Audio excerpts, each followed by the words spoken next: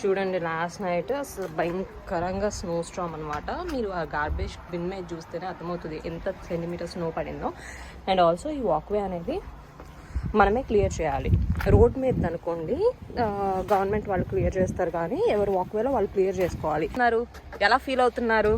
నడువులు అవి బాగానే ఉన్నాయా? రేపొద్దున లెగ్గలుగుతారంటారా?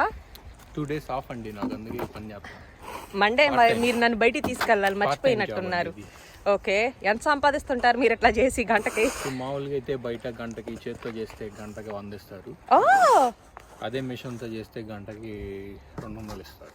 అబ్బా, మిషన్ తో చేస్తే 200 ఎందుకు ఇస్తారండి? ఇస్తారు, ఎందుకంటే పెట్రోల్ అవన్నీ ఎవరు కట్టిస్తారు? మీ తాత వచ్చి కట్టిస్తారండి. ఇప్పుడు నేను ఇంకొక క్వశ్చన్ అడగడం మర్చిపోయాను. రేపు కనుక మనకంటూ ఒక ఇల్లు వచ్చింది అనుకోండి, ఈ తిప్పలు అంటే అవసరం అంటారా మనకి? నేను అప్పుడు తీయనండి, ఈ ఇంటితో పాటు ఆ ఇల్లు కూడా